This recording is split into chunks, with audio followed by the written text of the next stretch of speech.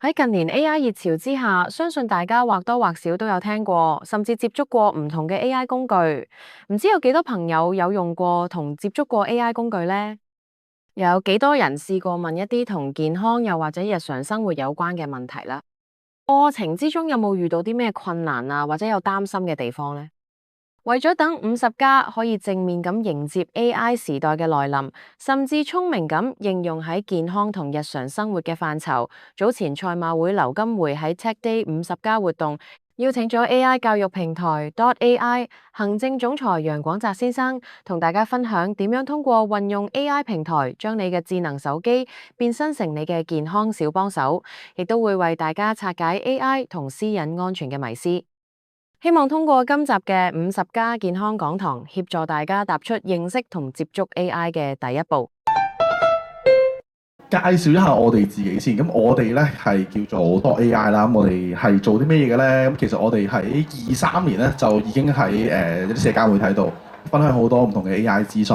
咁亦都有去過好多唔同嘅大公司做AI 嘅訓練啦。咁就去過 HKTV 啦，去過周大福啦，去過希慎啦，呢啲比較大家知道嘅公司。咁佢哋都而家其實喺呢個社會度咧，就唔係淨係年青人又學用 AI，其實大公司又學緊用 AI。咁而我哋 AI 呢件事咧，我覺得大家要稍微轉一轉個心態。佢唔係一個話，喂，我要可以好辛苦地學上網，佢唔係咁嘅。佢係一個大家可以隨時喺手機度，咁就已經可以用得到嘅一個小助手。咁而呢個小助手咧，用得好嘅話，佢可以幫你做到好多你以前冇諗過你自己做到嘅嘢，係啦。咁而個用法咧，係比你用電腦更加簡單，係啦，好多好多好多。你識講嘢就 OK 嘅啦。咁大家都識講嘢㗎，係咪？唔使識打字嘅，識講嘢就 OK 嘅啦。咁我哋基本上我哋嘅內容咧都係好香港嘅，即係好香港為主啦。咁所以應該我哋今日講嘅案例咧，咁應該大家都會用得到，可以係翻屋企嘅時候可以玩下嘅。好，咁就唔講呢啲啦。咁就我哋之前做過嘢啦。咁好，啱啱問過問題，咁呢個就唔重複啦。咁有幾多人用 AI？咁大家見到而家係2個。咁我希望走嘅時候咧，起碼呢間房嘅人大家手機都有個 AI app。咁就可以用得到，好唔好？咁如果未裝到嘅話，咁可能到時再揾翻姑娘嚟去幫大家再裝翻，係啦。咁但係都肯定會教識大家用嘅，好簡單嘅啫。因為我展示俾大家睇完之後咧，咁大家攞去用就 OK 嘅啦。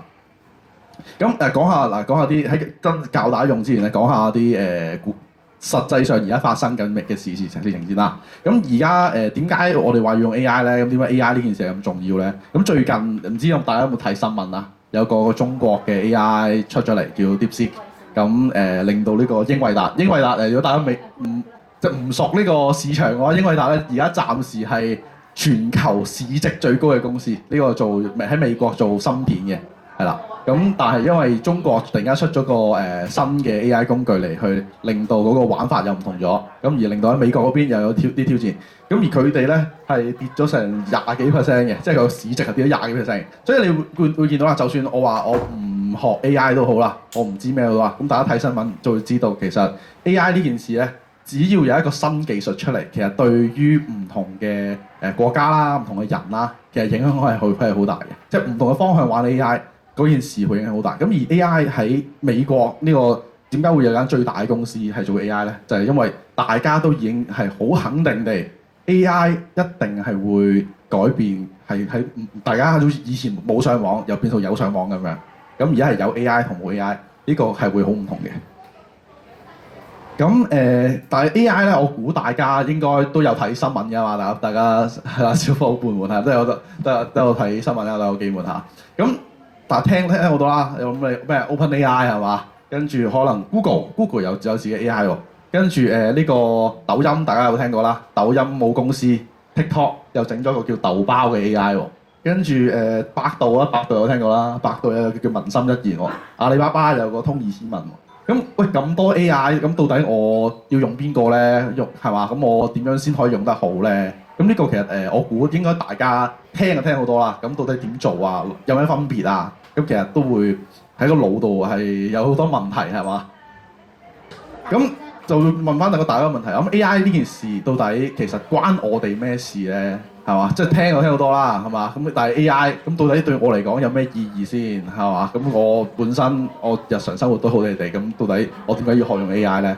咁大家可以想像嗰件事咧，其實AI 咧係一件咩回事咧？咁好簡單用一個比較容易理解嘅方式同大家去講啦。AI 咧你可以當佢係一個百科全書咁樣，一個圖書館咁樣。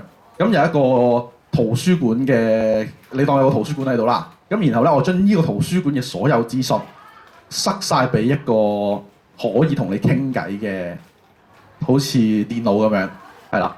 你可以當科幻啲咁諗啦。呢個電腦突然間係啦有靈魂啦。咁佢呢個電腦咧，佢係已經塞晒所有圖書館嘅資訊入去。咁所以咧，基本上你最簡單嘅理解就係你問佢咩，佢都可以答到你，只要圖書館嘅內容有，係啦。咁而亦都唔需要考慮話我點樣先可以同佢點樣去做得好啲。而家暫時唔需要諗住呢一步先。咁但係最簡單地去理解呢件事就係，我只要同佢傾到偈，佢就可以去答到我一啲佢知道嘅嘢。咁甚至係我可以同佢去傾下啲人生問題啊，我點樣同呢個仔女相處啊，係嘛？咁我哋有咩方法可以叫個仔多啲嚟探我啊？呢啲咧都係可以嘅。OK， 咁亦都有其他玩法嘅，即係譬如舉個例，可能你孫仔生日，咁你想整張生日卡俾佢喎，咁其實你係可以用 AI 嚟去做嘅。咁我稍後就再同大家講下，咁到底點樣可以用 AI 嚟做？因為如果你以前話我係學上網整張生日卡，咁你係嘛想上網，可能大家如果唔係成日特別熟嘅話，咁其實你上網揾個設計工具，然之後整生日卡，咁其實都係個有挑戰性嘅嘢啦，係咪？咁但係而家 AI 嘅時代咧，就係佢只要有呢個咁嘅能力，即係譬如我可能已經學咗設計嘅東西啦，咁佢亦都有呢個咁嘅工具喺度，自己有呢個工具啦。咁你同佢傾緊，喂，我想整張生日卡，生日卡係黃色嘅，有隻鴨嘅咁樣，咁其實佢就已經可以幫你整到出嚟。咁呢樣嘢咧係一個唔需要任何特別技巧，你都已經可以做得到嘅嘢，係啦。咁大家可以理解咗呢件事。咁當然啦，做得到同做得好好又係另一個層次啊。咁就希望大家除玩完今日之後咧，咁之後可以自己落手玩嘅時候再做得好啲。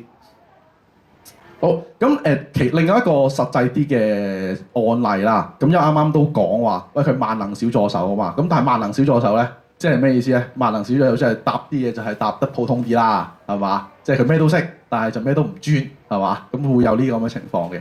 咁但係咧，其實只要我哋去將一啲行業數據啦俾佢，因為佢會答得好好多嘅，同埋亦都喺呢個係行業上，即係我哋喺實際上商業應用上，其實都會係咁樣做嘅，就係我哋會將一啲行業好專嘅知識，即係譬如舉個例，好似係醫療咁樣嘅知識，俾咗 AI，咁而 AI 咧就會真係按住呢一個我哋俾佢嘅行業知識嚟去回答我哋嘅問題。即係譬如舉個例就係呢個俾個醫療知識庫佢，咁佢咧就會按住呢個醫療知識庫嚟去俾你一個，就變成咗你24小時嘅醫生，有咩頭暈身㷫？係啦，我有啲咩病係啦，我應該食啲咩藥，其實你都可以問佢嘅。咁但係咧，大家要記得呢個都溫馨小提示，大家用嘅時候，你要知道咧 AI 佢答到你嘅知識咧，都係基於呢一啲嘅佢有嘅內容。咁所以如果佢喺圖書館冇嘅話咧，你又問佢，咁而佢又冇一個外部嘅應用，即係佢唔識上網啊。如果佢唔識上網嘅話咧，其實係會有一個問題嚟嘅，因為佢會可能有機會答錯嘢俾你。咁所以你要用嘅時候咧，記得要知道呢一個模型本身識唔識上網咁樣啦。咁但係咧，如果我哋有一個又識上網啦，佢個知識庫又係一個行業去好專嘅知識庫嘅話咧，佢係做到好多嘢嘅。嗱，就算即係起碼你有個24小時，你係唔可以隨時答問你問題嘅醫生，或者大家學下英文係嘛，想學下其他嘅技能，咁其實你直接問佢，佢直接答到你。咁所以呢個咧本身就係一個好好嘅方式嚟去做。咁甚至係你可以問翻個 AI，我點樣學 AI 好啊？咁都係可以嘅。咁舉個實際嘅例子俾大家睇啦。咁就呢個係就要用到手機嘅時候啦。咁咧我首先因為我手機咧其實你見到呢度咧，我都頗多唔同嘅 app 嘅，係啦。咁逐個介紹咧，就應該今日就做唔到啦。咁今日拎住一兩個同大家去分享下先嚇。咁其中一個我間唔時都會用下嘅咧，因為頭暈身㷫嘅時候會用下嘅咧，就係呢個叫夸克嘅東西，係啦。咁佢入面咧有個健康助手，咁稍後都會有另外一嚿嘢係會有同樣嘅嘢嘅。咁呢個健康助手其實係做咩嘅咧？咁有啲細咁，但係現場嘅朋友可以睇一睇我個手機啊。係啦，咁其實佢都係個對話框嚟嘅，同你平時喺 WhatsApp 啊，同你平時喺其他地方一樣，咁佢都係個對話框嚟嘅。咁佢入面咧會有一啲叫症狀自查啊，或者係在線問診啊、健康計算啊咁嘅小功能啦。咁我舉個例啦，即係譬如大家最近有冇啲咩邊度唔舒服啊？可能係膊頭痛咁樣嘛，係啦，OK， 好，膊頭痛，咁我就打係啦，可能我就咁打字啦，我諗膊頭痛咁啦，咁我有膊頭痛，咁佢呢度咧，佢就會幫你去按住佢自己啱啱我咁講啦，佢有個數據庫嘅，咁佢就係一個醫療嘅數據庫，咁佢就會同你講翻話，膊頭痛可能會出現啲咩問題喎，咁佢會有即係譬如啦，你可能係有肌肉嘅或者係骨骼上嘅問題，或者係一啲非疾病嘅因素啦，你坐得唔好啊，體力勞動啊，咁都會有機會發生呢件事嘅，咁佢入面咧，會有問你啲即係好似醫生咁啦，就話喂，你係中度、輕度定係重度啊？你係點樣痛啊？係悶痛啊、針刺咁痛啊？定係有冇其他症狀啊？我舉個例啦，可能我重度好嚴重啦，跟住咧就好似被針吉咁樣啦，跟住咧又頭暈啦咁樣，咁我就撳繼續補充啦。咁咧佢就會按住我入嘅資料咧，係啦，佢問你話之前有冇做過有冇病嘅時候有冇出現以下問題？有冇凍親啊？有冇勞累啊？咁樣嘅，係啦，你可以見到，係啦。咁你其實咧，個流程就係、可能我有少少凍親喎，咁樣。咁佢咧，佢會繼續問問題嘅，佢就問話：喂，咩情況之下會緩解啊？咁樣。咁譬如可能係我都冇啊，全部都冇緩解啊，咁樣，係啦。咁跟住佢又繼續問喎，你有冇患過以下其他疾病啊？咁樣偏頭痛咁啦，我當係。咁其實咧個流程咧，其實就好簡單嘅。你繼續去問佢，咁你有啲咩問題直接去講就 O K 啦。呢個係其中一個方法，呢個係其中一個方法。但係咧，今日有另外一個工具係可以介紹俾大家嘅，係啦。咁但係首先俾大家感受一下呢件事係咩回事先。其實同你去即係呢個咁嘅醫療專業嘅 AI。佢就好似醫生咁啦，我就問問題，佢就按住我嘅問題嚟問多我啲問題，係啦，問翻我，喂，我膊頭痛，原來我有頭痛嘅喎，咁原來頭痛加膊頭痛，原來係可能係頸椎有問題喎，咁你呢啲嘢咧，其實你本身你去醫生，咁可能佢醫生都會問你同樣嘅問題，大家個體驗上就會係一個咁嘅狀態啦。咁其實係非常簡單嘅，只要你有問題，你就去問咯，咁問完之後你就俾咗足夠問題佢咧，佢就會答你噶啦。咁所以大家見到咧，其實啱啱都有另外一個問題啦，就係啱啱有朋友問啦，咁喂咁多個 AI，咁我要用邊個啊？咁啱啱呢個係咪要單呢個要 download app，嗰個要 download app 啊咁樣？咁如果你係專業人士嘅話咧，係嘅，係啦，即係你如果你係設計師，咁你就梗係整一個設計最勁嘅 AI 啦，係嘛？咁如果我係做行業分析嘅，咁我就揾一個分析最勁嘅 AI 啦。咁但係咧，暫時而家大家啱啱開始用 AI 呢件事咧，唔需要考慮到話我要好專業嘅，因為我哋唔係靠佢嚟揾食翻工啊，係咪？咁我哋最緊要係幫到我哋手，最緊要。咁所以咧，我哋今日會講兩個啦。咁一個咧叫 POE 咧，大家手機 App 度會揾得到噶啦，係啦，咁就係香港 Store 揾得到噶啦。咁 POE 同埋另外一個咧。呢一個咧，我稍為會再推薦啲嘅，叫納米 AI。咁但係納米 AI 咧係一個大陸嘅公司出嘅。咁大陸公司出嘅意味住啲咩咧？咁就係大家未必係喺香港嘅 store 會揾得到。咁大家如果要 download 嘅話咧，要經過一個叫做應用寶嘅東西，就係騰訊出嘅，係啦，即係呢個做微信嗰個騰訊啊，係啊。咁佢相對地都安全嘅，同埋呢間公司納米 AI 咧係由呢個大陸嘅另外一間專門做網絡安全嘅公司叫360去出嘅，咁所以大家都唔需要特別擔心個安全問題。咁點解我會講納米 AI 同埋 POE 咧？咁稍微俾大家睇一睇 POE 嗰個樣先啊。咁 POE 咧其實就你會見到啦，其實會入面有好多個 bot 嘅，可以 show 俾大家睇 POE 係一個咩情況啊？手機都可以嘅。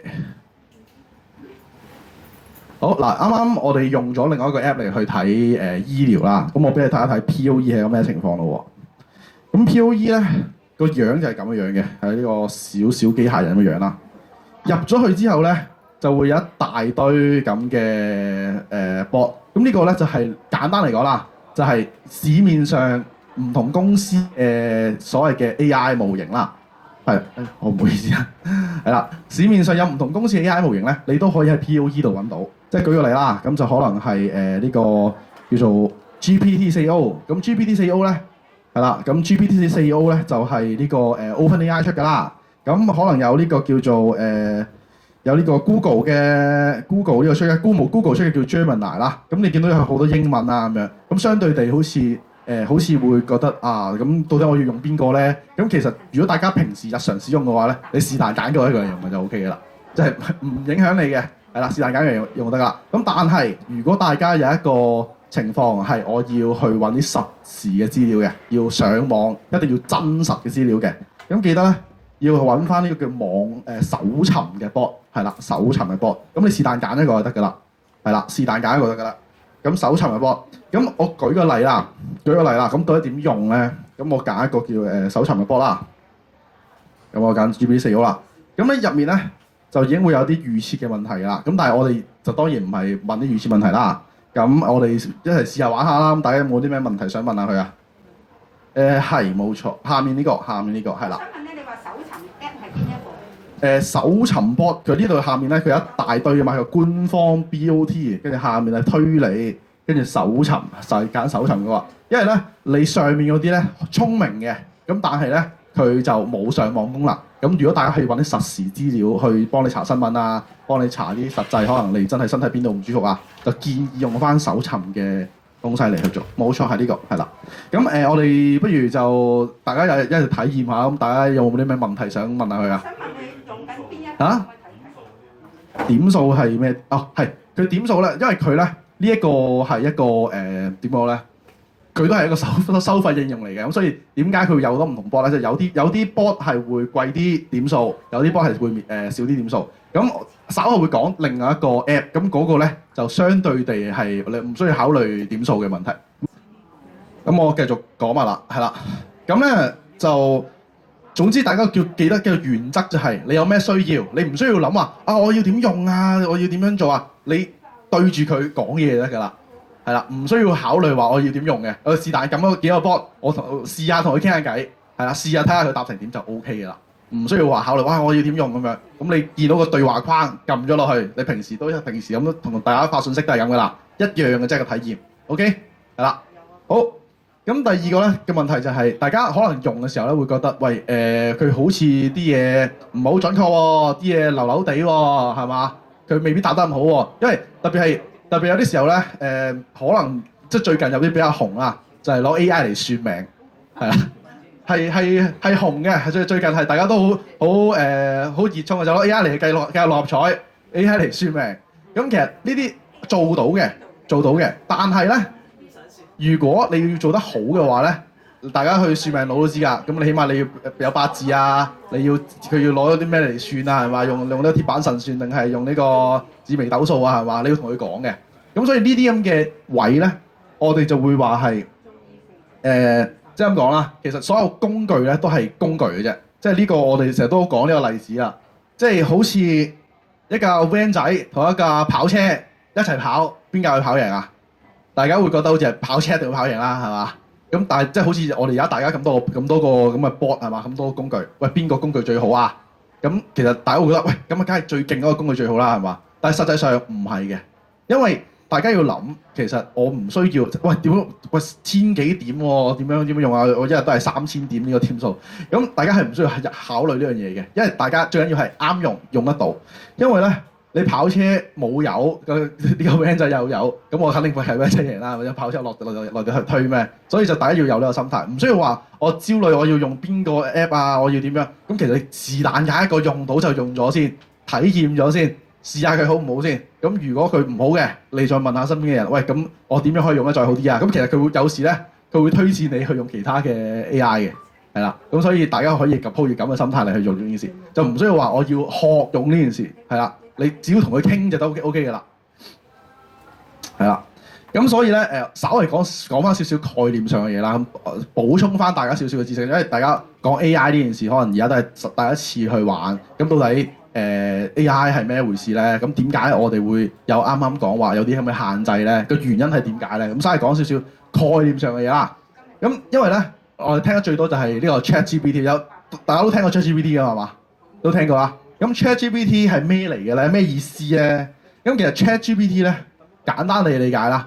ChatGPT 係叫 Chat with GPT，Chat 即係話傾偈係啦，咁就係我哋同呢個 GPT 傾偈，呢個就係 ChatGPT 嘅應用。咁所以就係翻去啱啱嗰個話題啦，就係點解我哋話你唔需要考慮住我點樣先可以用 AI 用得好住先。暫時我哋第一步唔好考慮呢個問題，我哋同佢傾下偈，問下佢我點用你用得好啲啊，係啦，或者係我可以點樣去問你問題啊。或者係我點樣問先可以查到我哋想要嘅嘢？我本身查唔到喎。咁大家用嘅時候，一直記得係抱住呢個心態用。咁亦都講下點解佢會係咁樣啦。咁所謂嘅 GPT 咧，就英文啦。咁佢基本上咧 G 就係叫 generative， 就生成咁解，即係話佢係會基於一啲嘢嚟生成嘅。咁基於啲乜嘢咧？就係基於佢以前有嘅資料啦。咁譬如係啲咩資料咧？就啱啱講啦。咁你整個算命 AI，咁你算命 AI 你都要餵個係嘛易經俾佢噶嘛？你個算命 AI 你要餵個鐵板神算俾佢噶嘛？佢冇個鐵板神算佢就亂算俾你噶啦，係咪？咁所以咧你要俾足夠嘅資訊佢嘅，即係譬如啦，你而家撳而家啱啱手機 app 個機械人，咁其實佢係一個好聰明嘅人嚟嘅，你當佢係一個聰明仔嚟嘅，但係佢真係冇學過鐵板神算喎，咁點算啊？咁你咪同佢講下，喂，鐵板神算其實應該係咁樣計嘅。你按住呢個計法嚟計一次俾我睇啦，其實可以咁樣做噶嘛，係啦，你要同佢咁樣做嘅，即係你可以教一個僆仔咁樣，係啦，你教佢，咁其實佢會做得到嘅。咁同埋啦，佢最後一個叫轉換器翻嚟啦，咁大家可以唔需要理呢個技術含義就唔需要理啦。咁咁講啦，用再複雜少少啦，其實點解會出現呢個情況咧？就係因為我哋實際上同佢講嘅嘢重點唔同，即係你同佢講嘢，你俾嘅資料佢唔同啊。佢會答嘅嘢會唔同嘅，就好似啱啱講算命嗰個例子咁啦。你俾個鐵板神算佢算係算一個方式，你要俾個可能紫微斗數俾佢係另一個方式嚟嘅計個結果。咁所以大家俾啲乜嘢資料佢，你同佢點傾偈係會影響佢點樣答你嘅，係啦。所以大家呢個係要明白，即係可能你而家咁樣翻屋企用，同你身邊嘅人翻屋企用，我哋點解佢答案唔同嘅？點解我答案啱，佢個答案錯嘅？個原因就係咁啦，就係因為你同佢傾偈傾得唔夠咯，你俾嘅資料唔夠咯，就係咁解啦。咁所以咧，就好似呢個例子咁啦。我買嘅蘋果好好，咁到底係好好？因為你蘋果你喺呢個 Google Search 咧，咁你蘋果都有呢個 Apple 你手機嘅蘋果，咁咪實際嘅蘋果啊蛇果呢個果嗰個。咁到底蘋果佢即係 AI，你當 AI 個腦就係咁啦。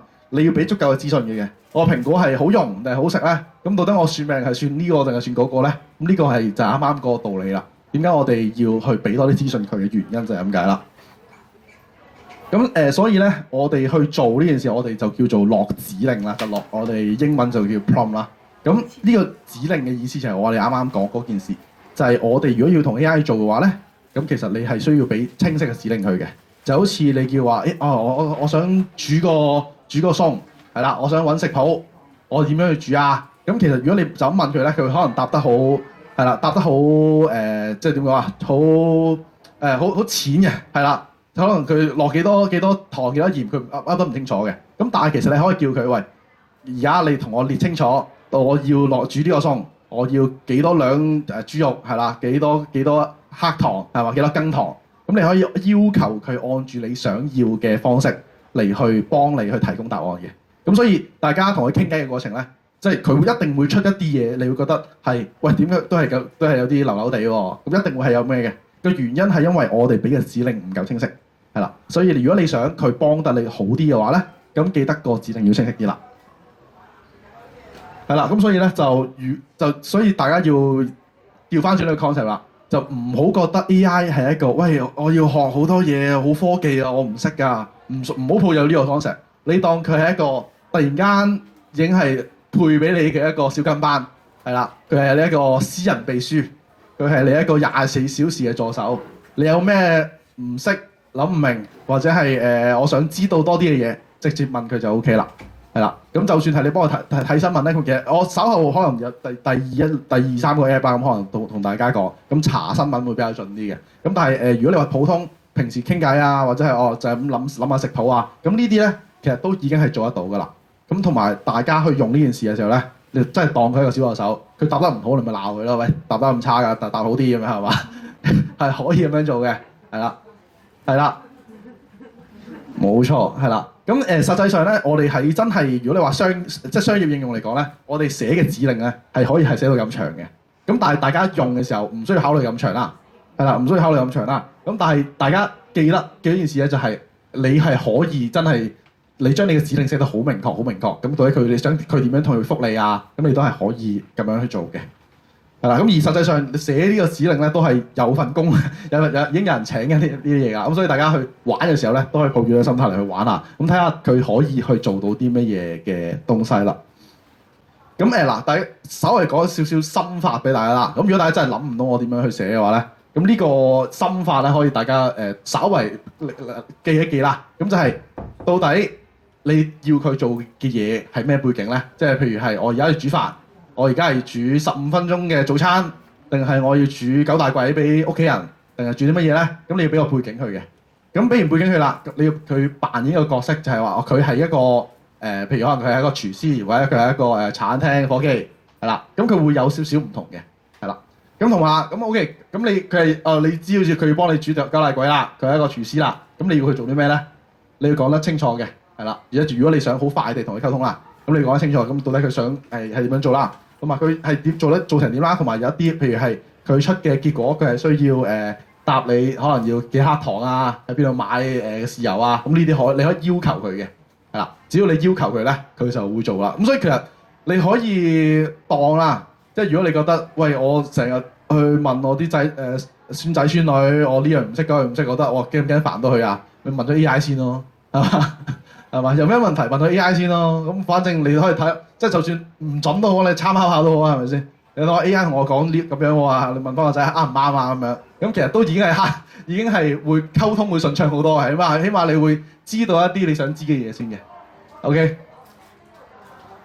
好啦，咁就譬如啦，舉個例啦，就如果你話下次去旅行嘅，咁我要做嘅，咁第一個問題就係，咁我去旅行係做啲乜嘢啊？咁到底佢要扮演咩角色啊？佢要幫我點樣去計劃個旅行係要做啲乜嘢啊？咁到底我落旅行我去玩啦，去呢個探人啦，定係點樣咧？咁同埋有啲乜嘢條件係我哋要參考咧？咁呢個都係我哋一個用嘅時候嘅一個小心法啦。咁大家可以去記下啦。咁同埋啦另外一個問題啦。咁 AI 仲可以做啲乜嘢咧？咁 AI 係咪一個純粹傾偈嘅東西咧？咁跟住落嚟咧，我會同大家去再演示另外一個啦。就係我會覺得再方便少少嘅 app 嘅，因為啱啱嗰個咧，大家都好似有啲喂咁多個 bot 唔知撳邊個掣咁樣啦。咁呢一個咧就係我啱啱講嗰個納米 AI，咁但係咧佢大陸 app 嚟嘅，咁稍後如果大家要裝嘅話咧，咁應該姑娘應該會再幫手去，係啦，咁就再同大家分享啦。咁但係今日咧，我哋先唔講點裝，咁大家睇我玩下個 app，咁大家去感受一下 AI 原來可以做到啲咩先，好唔好啊？咁我就而家 share 埋，因為咧點解會講呢個納米 AI 咧？個原因係因為咧佢有語音模式啊，即係你係真係可以完全唔需要打字，咁佢又可以用語音嚟同你覆返嚟。好，咁呢度大家睇住阿澤點樣做先。咁因為補充一點咧，係 Apple 機咧，你哋喺翻 App Store 係可以揾到納米 AI 嘅。但係 Android 手機，我哋之前試過咧，就應該 Google Play Store 係冇上架嘅呢個 app。係啦，咁要另外咧用翻一個 QR code 或者一個 link 去下載翻嘅。佢喺騰訊嗰個嘅應用程式商店嗰度先有上架，咁所以 Apple 你哋如果想試咧，你哋而家都可以去 search 翻納米 AI 去下載。咁但係如果用緊 Android 手機嘅咧，我哋而家先睇咗點樣用，學識咗個概念先，係啦，咁之後先至再下載嚟用咯。好嗱，咁雖然佢好多比較多廣告啦，咁但係原諒佢啦。咁佢因為佢真係你可以當佢唔使錢咁嘅情況嘅。咁同埋咧，佢中間就直接有一個係叫做按住説話啦。咁我哋又可以，我哋揾下現場觀眾去試下啦。你有冇啲咩想去問啦。係，你有冇啲咩想去問啊？我哋有冇啲觀眾有冇啲咩係想試下去問嘅？係啦。有冇朋友想試下問問題？好嗱，你我撳住講嘢得啦。sorry 啊。長者應該如何訓練？廣東話得。係啦OK， 長者如何訓練平衡力？咁佢就已經係聽到你嘅語音啦。咁然後咧，佢就揾緊唔同嘅資料啦。咁同埋咧，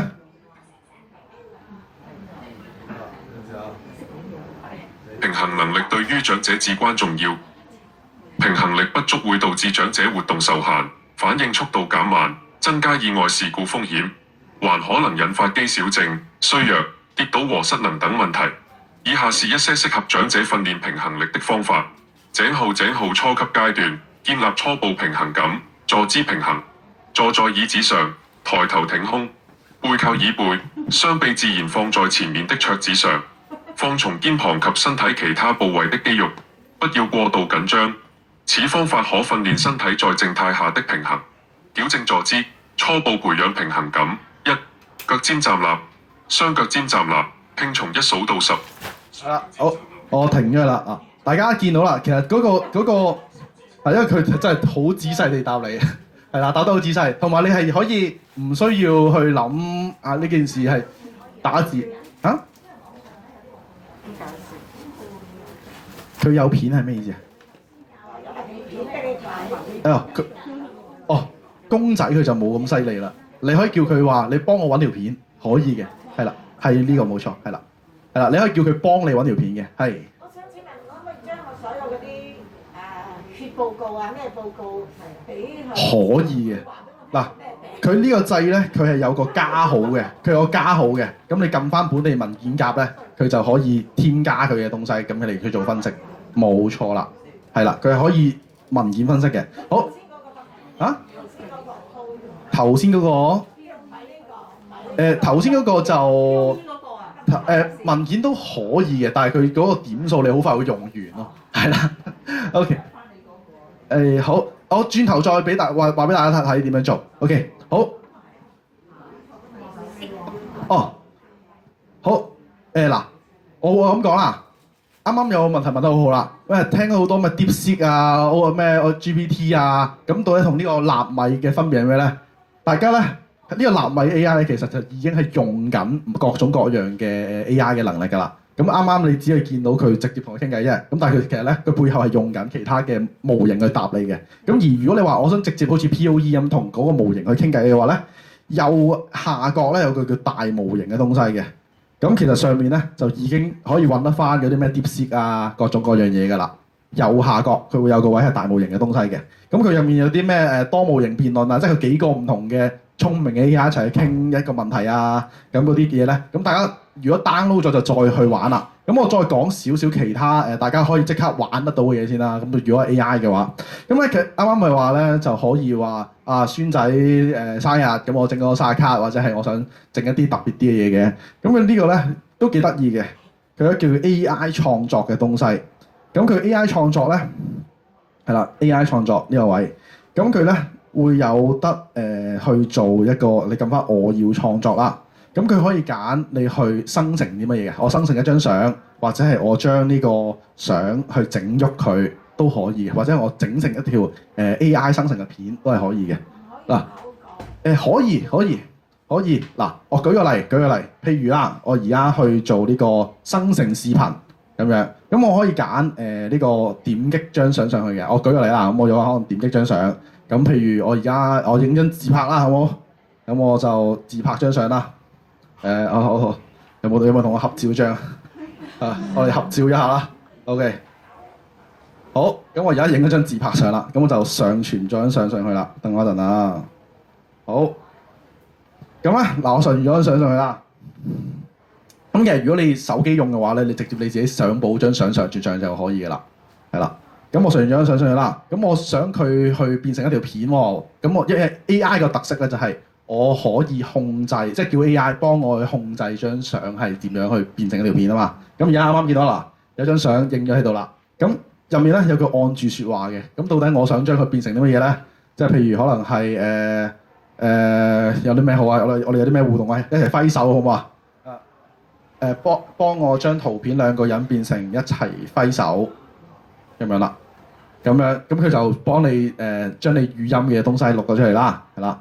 咁然後咧，我撳點擊生成，咁佢就慢慢咧，佢就會生成一條片㗎啦。咁我哋有啲時間俾佢撈下啦。咁我哋再睇下個效果，係啦。咁佢0%，咁啊而家我哋稍為俾少少耐性啦。咁我講少少個原理啦，即係趁佢加載緊嘅時候。咁其實咧，佢做緊嘅嘢係乜嘢咧？就係佢將你嘅相，其實佢係認咗個形狀啊，係啊。咁所以咧，認咗個形狀之後咧，佢就可以透過 AI 嚟去喐嗰啲形狀嘅點，即係有啲似係喺電視機，其實電視機就係幾個點嚟去展示出嚟噶嘛。佢只係將一個固定嘅點喐到一個想要嘅形狀咁樣，咁佢就可以做到呢個效果。咁佢個特別嘅地方就係，佢其實係已經理解咗咩叫揮手，咩叫係兩個人，係啦。咁呢啲嘢咧，其實佢已經係可以理解咗，然後咧就按住你嘅方式嚟去做。咁其實如果大家有啲舊相啊，可能舊朋友已經係即係好耐冇見啦。咁其實你整張出嚟係嘛，大家一齊係嘛打下膊頭咁樣，跟住 send 俾下朋友，其實都幾得意嘅。啊嗱，呢個你見到就已經係係啦。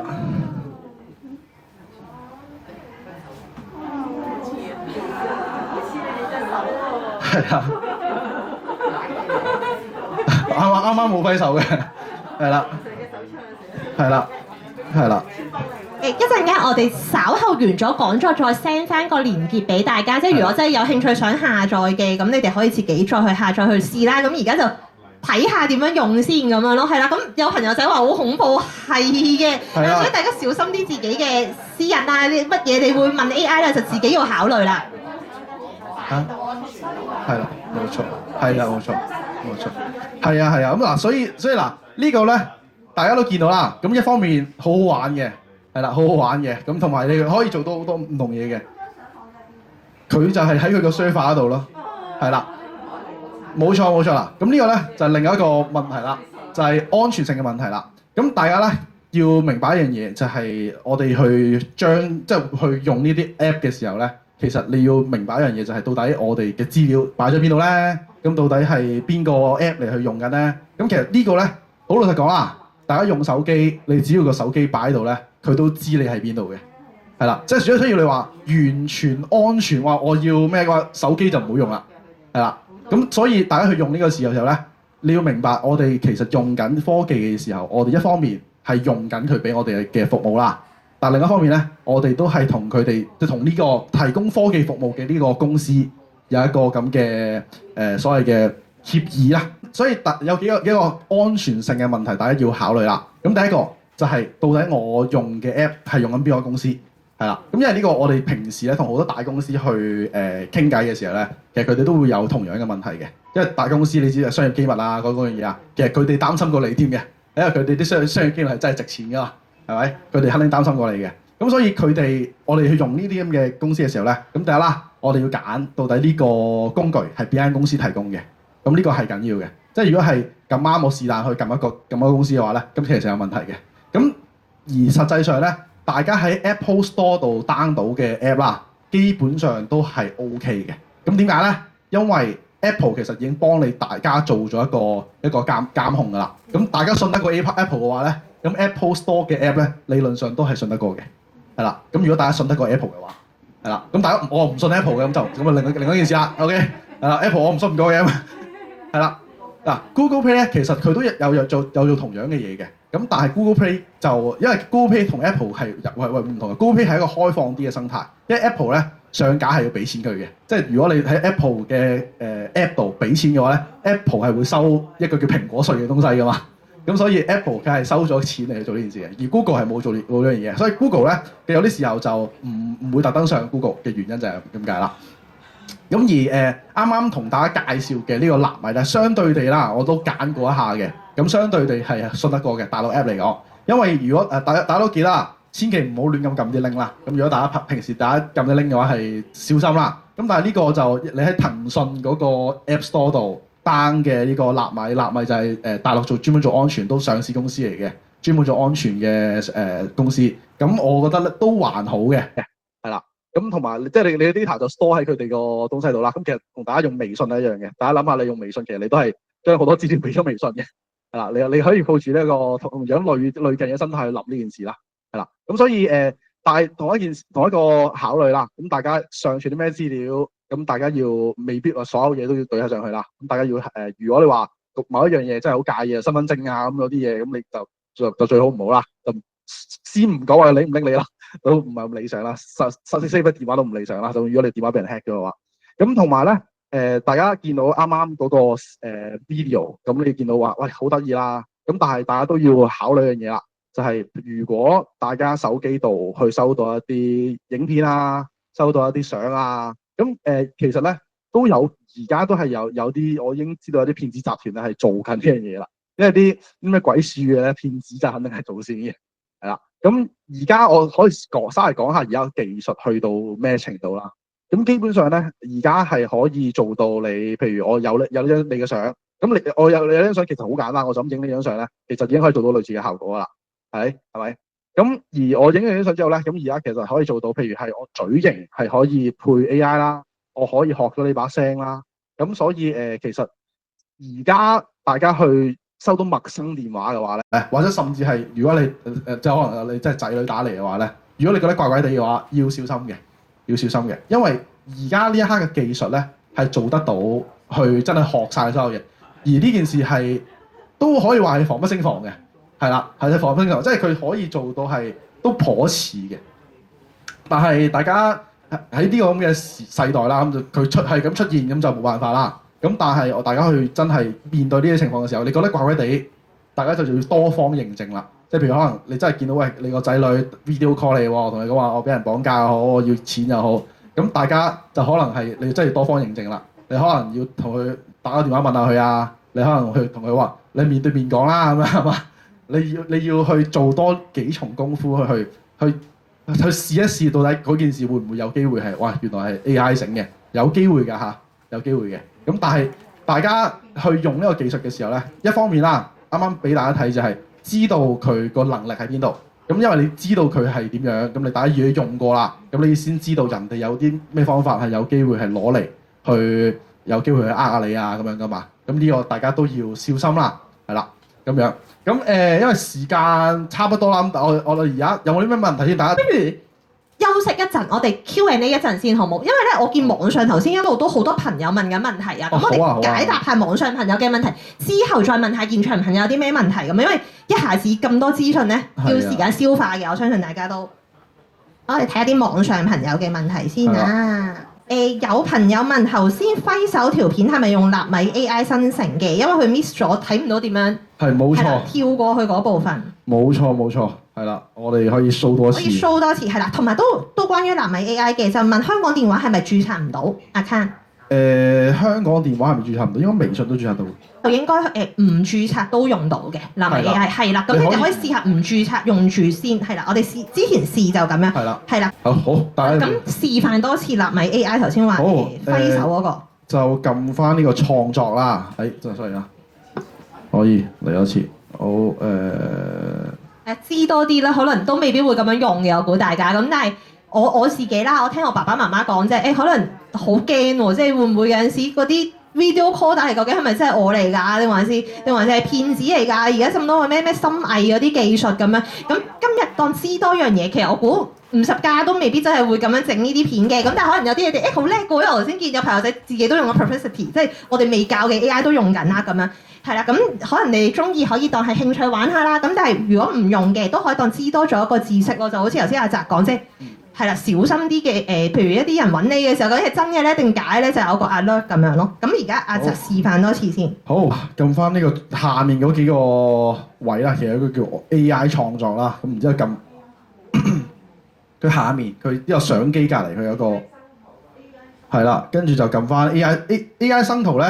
同 AI 影片又會有啲唔同嘅 AI 生圖就係大家可以咧撳，即係我試下 AI 生圖啦又。咁其實你係可以即係譬如啱啱咁講啦，直接生成一張生日卡咁樣，生日卡寫啲乜嘢，咁其實你可以咁樣去叫佢做嘅。有冇啲其他？網上見到有人問咧點樣 fact check？點樣 fact check 啲資訊？點樣 fact check 嗱？大家去用嘅時候咧，咁你記得啦，咁因為佢會係有上網嘅東西嘅，咁所以咧，如果用 POE 的話，咁你就記得揀翻個有上網能力嘅 bot 嚟去做，即係佢有個搜尋 bot 㗎嘛。咁而納米 AI 咧就相對地好少少啦，佢直接就會上到網嘅。香港醫療券係點樣使用？咁佢呢度就係香港醫療券使用咧，就係65歲以上啦。咁其實佢都係可以有聲嘅。香港特別行政區政府推出的長者醫療券計劃，資助每名年滿65歲並持有有效香港身份證或入境事務處發出的。咁同埋咧，佢 fact check 咧，佢呢一個比較好嘅地方就係佢有呢個參考資料嘅。佢中間有參考資料，佢會話俾你知佢喺邊個網睇到呢個資料翻嚟嘅。係啦，佢話翻俾你知佢喺邊度睇呢個資料翻嚟嘅。係啦。咁同埋佢係可以做再深入啲嘅回答，同你再去就住你嘅問題再答多啲嘅。係啊，孫仔唔識啲咩功課，你直接問就得㗎啦。現場有朋友有問題係咪啊？我俾個咪你啊，咁網上都聽到。我想知道邊一個 bot 係有上網？佢用緊 POE，佢想睇下邊個 chatbot 佢可以知道佢有上網嘅。我哋點樣睇到？如果用 POE 嘅 POE 嘅話咧，你碌落少少咧，佢有分幾個唔同類別嘅。Official 嗰啲咧就係最平嗰啲啦。Reasoning 咧就係最勁最勁嗰啲啦，佢推理能力會強好多嘅。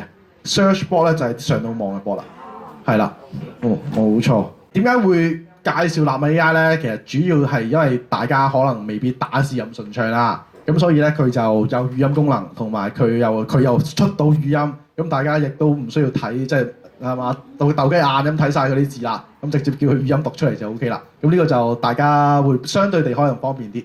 係啦，咁同埋功能就唔需要 POE 咁揀邊個 bot 啦，咁直接就問就 OK。咁呢個就睇下大家會唔會用啦，咁用嘅話就都方便嘅。係，咁大家學咗唔同啦，今日學咗 POE 啦，學咗納米 AI 啦，初步有個概念先啦。我知道啲朋友可能自己本身都會用緊其他 AI 嘅，咁可以按翻自己個使用用途啦，或者可能有啲朋友仔可能已經有 VPN 嘅，咁你就可以用國外嗰啲 AI 添咁樣，係啦，咁就自己按翻自己情況再做選擇啦。咁今日其實阿澤都同大家去分享有唔同類型嘅，咁大家有個初步嘅認識先咁樣。咁現場有冇朋友仲有問題想問？有冇啲問題想問？網上就應該解答得差唔多，但係我見到仲有啲時間。頭先就係咪話仲有一個可以同大家介紹啊？係嗱，咁大家咧啱啱都有問咗問題。再學多樣我哋。係啦，啱啱都有問咗問題啦，就係如果話我就係想 fact check 嘅啫，我就唔想呢個 POE 又計我錢係嘛，跟住又我就係想查下新聞查下呢樣嘅話咧，咁有一個咧我係非常之推薦而啱啱有個朋友已經係 download 咗㗎啦。就係呢個叫做 Perplexity， 咁點串咧？喺呢個 App Store 度啦。咁我打呢個大家可以一齊開，係呢個 Google Play 同 App Store 都有嘅，係啦。呢個 PERPLEXIT 呢個係啦。黑色 logo 呢個。PERPLEXIT 係啦呢個，冇錯。咁呢一個咧就專門做搜索嘅。有朋友想問 POE 同 Perplexity 有咩分別？哦嗱，我咁講啦，嗱 POE 咧就好似你當快餐店咁樣啦，咁嗰啲麵包啊、嗰啲奶茶全部都唔係佢哋自己噶嘛，咁佢只不過係去隔離街買咗個奶茶翻嚟俾你，係啦。咁而呢啲咧就係直接就係奶茶鋪、麵包鋪啦，係啦，就你可以咁理解呢件事。係啦，咁大家可以用嘅時候，咁同埋佢可以影相嘅，即係譬如你有啲乜嘢你想影低咁，佢要點做咁，其實你可以影低相去叫佢去做嘅，係啦，即係呢啲咁樣可能係即係譬如可能係呢個啦，跟住你問佢這是什麼咁樣都 OK 嘅。